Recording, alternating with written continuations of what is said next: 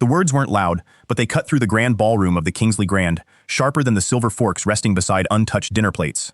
Every conversation stopped. Every glass paused halfway to someone's mouth. Under 3 crystal chandeliers, with 400 donors, investors, and society photographers watching, Desmond Reeves still had his fingers wrapped around Adrienne Cole's wrist, as if her refusal were only a delay, not a decision.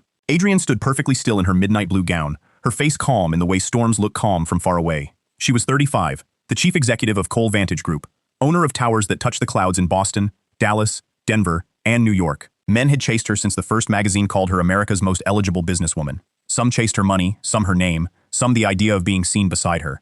Desmond had chased all 3, and tonight he had stopped pretending it was romance. "Adrienne," he said, smiling for the cameras. "Don't embarrass yourself. Everyone knows you came alone." His thumb tightened over her bracelet. "You're tired. I'm offering you stability." A few people nearby looked away, because wealth often makes cowardice look like manners. Adrienne pulled once, gently at first. Desmond didn't let go. He leaned closer. "Stop pretending you have better options." That was when the man at the edge of the stage stepped forward. He wore a gray maintenance shirt with a faded name patch, dark work pants dusted at the knees, and a tool belt hanging low against one hip. In one hand he held a small flashlight, in the other, a burned-out fuse. He looked like someone who belonged behind walls, under stairwells, in boiler rooms, anywhere but between a billionaire investor and the woman he believed he could claim. His name was Owen Marsh, though almost no one in the room knew it. To them, he was just the man who fixed the lights. To his little girl upstairs, waiting beside a cardboard model of the same hotel, he was everything. Desmond turned slowly, annoyed before he was even offended. "Excuse me?" Owen stopped 6 feet away, close enough to be heard, far enough to show he wasn't looking for a fight. His voice stayed low, steady, almost gentle. "She asked you to let go." A ripple moved through the ballroom. Someone gave a nervous laugh. Someone else whispered, "Is that maintenance?" Adrienne looked at Owen for the first time, really looked. There was no hunger in his eyes, no calculation, no hope that this moment might become a headline, a favor, a door into her world. There was only quiet dignity, the kind the most powerful men in the room tried to imitate and never could. Desmond released her wrist, only to straighten his jacket. "Do you know who I am?" Owen's face didn't change. "I know what I saw." "You saw a private conversation." "No," Owen said. "I saw a woman say no." The chandeliers hummed above them. Somewhere near the stage, a microphone gave a soft crackle. Adrienne felt the warmth of Desmond's fingers fade from her skin. But something else remained. Unfamiliar, almost painful. Relief. Desmond laughed, but it came out thin. "You were throwing away your job over a woman who won't remember your name tomorrow." Owen glanced at his watch, then toward the elevators. "Sir, my daughter is presenting her science project in 12 minutes. I'd rather not waste any more of them." That was the first moment the room went quiet for the right reason. Not because of money, not because of fear, because a poor single father in a faded uniform had defended the richest woman in the room and somehow looked like the only man there who understood respect. Desmond's smile returned slowly, but it had lost its polish. "Maintenance staff," he said, almost kindly, which made it uglier. That explains the confidence. People who don't understand rooms like this often mistake silence for permission to speak. Owen didn't lower his eyes. He didn't step closer. He simply tucked the burned-out fuse into the pouch on his belt, as if the insult were one more piece of damaged equipment that didn't need a reaction. "I understand enough," he said. "A woman asked to be left alone." Desmond's jaw tightened. "A woman?" He turned to Adrienne with a theatrical gesture. "This is Adrienne Cole. She isn't some stranger at a bus stop. She's a public figure, a business leader, a woman whose decisions affect billions of dollars. Men like me protect women like her from men like you." A few nervous chuckles rose and died quickly. Adrienne felt them land like dust on polished marble. For years, that had been the language surrounding her. Protect, guide, advise, secure, stabilize. Always spoken by men who wanted a hand on the wheel of her life and called it concern. Owen looked at her then, just once, not long enough to presume anything. "Ma'am," he said, "do you want me to leave?" The question was so simple it disarmed her. Not should I stay, not do you need me, not will you remember this. Just a choice, handed back to her quietly in a room where everyone else had been trying to take one away. "No," she said, her voice calm but thinner than before. Desmond blinked. Owen nodded once. "Then I'll stay until you say otherwise." The ballroom shifted again. A woman near the dessert table lowered her phone. An older man from the Arts Council stopped pretending to read the program. Behind them, a waiter stood frozen with a silver tray in both hands. Desmond stepped nearer, not to Owen, but into the space between them, as if wealth itself gave him a wider shadow. "Listen carefully," he said. "By tomorrow morning, you won't have a job in this hotel. By lunch, you won't have a reference. By dinner, you'll wish you'd stayed in the basement, where men like you belong." Owen heard every word. So did Adrienne. So did the room. And still his face remained steady, touched by something older than pride and stronger than anger. "I've been poor before," he said. "I've been unemployed before. I've been tired before. None of it taught me to be cruel." The words fell softly, but they reached the corners of the ballroom. Desmond gave a sharp breath through his nose. "You think that sounds noble?" "No, sir," Owen said. "I think it sounds like something I wouldn't be ashamed for my daughter to hear." Daughter. The word changed the air around Adrienne. It softened the scene without weakening it. She suddenly saw the man before her not as a worker interrupting a scandal, but as a father watching the clock, measuring every minute against a promise made upstairs. Before Desmond could answer, the hotel's general manager hurried across the floor, pale and sweating beneath his tuxedo. "Mr. Reeves, Miss Cole, I'm terribly sorry." He turned to Owen, lowering his voice into a warning. "Owen, return to your post." Desmond smiled again, seeing the chain of command arrive like a rescue boat. But Adrienne didn't move. She lifted her chin, not loudly, not dramatically, only with the quiet authority of a woman who had spent her life learning which rooms obeyed money and which obeyed truth. "No," she said. "He stays." The manager froze. Desmond's smile vanished. Owen looked at Adrienne, surprised for the first time, and she felt a strange ache behind her ribs. This poor single father had defended her without knowing she owned the building beneath his feet. Owen's gaze flicked once toward the mezzanine staircase, where banners for the children's science showcase hung in soft gold letters. 12 minutes had become 10. Adrienne noticed that was the problem with men who wanted something from her. They always watched her face, her jewelry, her signature, her public value. Owen watched the time, because a child was waiting. "Mr. Marsh," Adrienne said, testing the name she just read off his patch. "Walk with me." Desmond laughed sharply. "Adrienne, you cannot be serious." She didn't look back. "I am." Owen hesitated only long enough to make it clear he wasn't following power blindly. "Ma'am, my daughter's upstairs. Then we'll walk that direction." The answer surprised him. It surprised her, too. They moved away from the ballroom beneath the low murmur of expensive people pretending not to gossip. Outside, the noise softened into a wide carpeted hallway, where brass wall lamps threw warm light over framed photographs of the Kingsley Grand in its glory days. Owen carried his toolbox in one hand. Adrienne walked beside him, rubbing the faint mark Desmond had left on her wrist, not because it hurt, but because it reminded her how many polite cages had been built around her in the language of concern. Near the elevators, she stopped. "You shouldn't have had to do that." Owen gave a small shrug. "Maybe not. But somebody should have." "You knew who he was?" "No." "You knew who I was?" "No." That answer landed harder than any compliment she'd heard in years. Adrienne opened her small clutch, removed a checkbook, and clicked a pen with the efficiency of a woman who had solved uncomfortable moments this way before. "Then let me thank you properly." Owen looked at the checkbook, then at her. Not insulted, not tempted, just tired in a way that had nothing to do with money. "Please don't do that. You don't even know the amount. That isn't the issue. Most people would disagree. Most people are allowed to." The elevator chimed softly, but neither of them stepped inside. Adrienne studied his face, lines near his eyes, not from bitterness but from weather, late nights, unpaid bills, promises kept when nobody clapped. "Are you always this difficult to reward?" she asked. A faint smile touched his mouth and disappeared. "Only when the reward feels like a receipt." The words embarrassed her because they were true. She'd been trying to file his decency into a transaction, to make it safer, cleaner, easier to understand. "Then what do you want?" Owen looked past her toward the staircase, where children's voices echoed faintly from the floor above. "I want to see my daughter explain why her cardboard hotel can survive a power outage." Adrienne blinked. "That's her project? Emergency design, backup lighting, safe exits.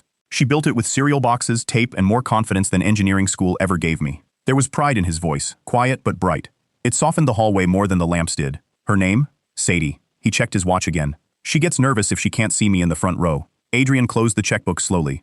For the first time that night, she didn't feel chased. She didn't feel cornered, measured, or priced. She felt witnessed, by someone with no interest in owning the moment. "Then let's not keep Sadie waiting," she said. The staircase to the second floor curved above the lobby like a quiet bridge between two worlds. Below, the gala continued with nervous laughter and clinking glass. Above, children's voices spilled from the science showcase. Bright, uneven, full of paper volcanoes, solar system mobiles, and trifold boards covered in marker. Owen's pace changed the moment he heard them. He no longer walked like an employee. He walked like a father trying not to break a promise. At the top of the stairs, a small girl in a yellow cardigan stood beside a cardboard model of the Kingsley Grand. Its tiny windows cut from cereal boxes, its emergency exits marked in red arrows, its roof patched with silver tape. Sadie Marsh searched the room with brave eyes that were beginning to lose their courage. Then she saw Owen. Her whole face opened. "Daddy, you made it." Owen set his toolbox down and crouched, not caring who watched. "I told you I would. You were late, I know, but not gone." His smile softened. "Never gone." Adrienne looked away before the ache in her chest could show. She'd spent years in rooms filled with men who promised forever with champagne in their hands and escape routes written into contracts. Owen promised presence, with grease under his fingernails and a tired smile, and somehow that felt holier. Sadie noticed Adrienne and straightened with sudden politeness. "Hello? Are you here for the showcase?" Adrienne opened her mouth, then found herself answering not as a chief executive, but as a woman. "I think I am." Sadie brightened. "My hotel stays safe during a blackout. If the main lights go out, backup strips glow along the floor so people don't panic." Owen gently adjusted a tiny paper stairwell that had tilted. "She designed the evacuation routes herself," he said. "Daddy helped with the wires," Sadie whispered. "But I had the idea." "The idea's the important part," Owen said. Downstairs, behind polished doors and velvet ropes, Desmond Reeves was making plans with the calm cruelty of a man who knew how to turn humiliation into paperwork. He pulled the general manager aside near a service corridor. Your maintenance man accessed the stage panel during a private event. The manager swallowed. He was assigned there. Then he's assigned the blame correctly. Desmond's smile went colder. The security system went dark for 2 minutes tonight. The donors saw disruption. Miss Cole was placed in an uncomfortable position. I'm sure your insurance carrier would be interested in whether an employee exceeded his authorization. The manager's face lost color. Mr. Marsh would never intentionally damage hotel systems. Intention is sentimental, Desmond said. Liability is useful. Within minutes, 2 security supervisors were told to pull Owen's access. A technician loyal to Desmond slipped through a lower maintenance door and unplugged a relay from the security cabinet, leaving just enough evidence to look careless, not criminal. A report began forming before Owen even knew there was an accusation. Upstairs, Sadie tapped a small switch, and the cardboard hotel lit along its tiny hallways with a soft amber glow. A few parents clapped. Owen clapped the loudest. Adrienne did too, quietly touched by the simple grace of a child building safety out of scraps. Then Owen's radio crackled at his belt. Marsh, report to security immediately. Sadie's smile faded. Owen picked up the radio. Can it wait 10 minutes? A pause. Then the manager's strained voice. No, now. Adrienne felt the warmth leave the hallway. Owen looked at Sadie, then at the glowing model, then at the stairwell leading back down into the world of money and men, like Desmond Reeves. He kissed his daughter's hair and whispered, "Stay with your project, I'll be right back." But when Adrienne saw Desmond waiting below with folded arms and a satisfied smile, she understood before Owen did. The arrogant man hadn't walked away defeated. He'd only gone looking for a darker room to set the trap. Owen walked down with the calm of a man who had been blamed before, and learned that panic only made innocent people look guilty. Adrienne followed 3 steps behind, her eyes fixed on Desmond, standing near the security office with his hands folded, like a man waiting for a show to begin. "Mr. Marsh," Desmond said, smooth as polished stone. "What an unfortunate evening for heroism." Owen didn't answer. The general manager opened the security office door. "Owen, there are concerns about unauthorized access to the stage panel and the lower relay. I was assigned to the stage panel. The relay cabinet was opened with your access code." Owen's brow tightened. "That isn't possible." Desmond sighed softly. "Of course it isn't." Adrienne turned sharply. "Desmond." He lifted both hands. "I'm only standing here because your event, your guests, and your reputation were placed at risk." Owen looked from the manager to the monitor wall, where frozen camera feeds glowed in pale blue squares. He saw the missing timestamps before anyone mentioned them. 2 minutes gone, erased like breath from a cold window. "Show me the access log," he said. The supervisor hesitated. Desmond laughed under his breath. "You're in no position to give instructions." Owen's voice stayed low. "Then let me ask." Before anyone could answer, a small voice came from the staircase. "My dad fixes things. He doesn't break them." Everyone turned. Sadie stood at the bottom, clutching the edge of her cardigan with one hand, holding a strip of copper wire from her project in the other. Her face was pale, but her chin was lifted in the brave, trembling way of a child trying to stand inside an adult storm. Owen's expression changed at once. "Sadie, sweetheart, you should be upstairs. They said you did something bad." Her voice cracked on the last word. Owen stepped toward her. A guard shifted awkwardly, unsure whether to let him pass. That tiny hesitation wounded Adrienne more than Desmond's grip on her wrist ever had. Sadie saw it too. Her eyes filled, but she didn't look away. "He taught me backup lights," she said, turning to Adrienne, as if she somehow understood where power lived in that hallway. "He said buildings are like people. When the main lights fail, the safe path still has to glow." The words landed softly, but they went deep. "Who told you to come down?" Owen asked gently. Sadie held up a folded hotel map from her project board. "Nobody. I saw the emergency stairs on my model, and then I remembered the real hallway you showed me, the one near the old laundry room. The cameras there point the wrong way." The room went still. Owen's eyes sharpened, not with fear, but recognition. "What did you say?" "You told me every building has a blind spot," Sadie said. "But good engineers don't hide it. They mark it so people can be safe." Adrienne turned to the supervisor. "Pull the camera from the old laundry hall." "Miss Cole, that camera's been inactive for months," the manager said quickly. Owen shook his head. "No, it was replaced last week with a temporary unit for the renovation crew." Desmond's jaw moved once, almost invisibly. Adrienne saw it for the first time all night, the difference between arrogance and fear. "Pull it," she said. The supervisor typed with stiff fingers. The screen flickered. A grainy hallway appeared, dim and narrow, pipes along one wall, a service cabinet at the end. The timestamp rolled back. A man in a dark suit entered the frame, using a key card that wasn't Owen's, carrying something small in his hand. His face was turned away, but his cufflinks caught the light in a sharp silver flash. Adrienne knew those cufflinks. She'd seen them on Desmond at dinner. Sadie whispered, "That's not Daddy." No one answered. No one needed to. The truth hadn't arrived loudly. It had come through a child's cardboard hotel, a forgotten camera, and the quiet faith of a daughter who refused to let the world rename her father. Desmond recovered faster than a guilty man should have. "That proves nothing," he said. "Plenty of men own dark suits. Plenty wear silver cufflinks."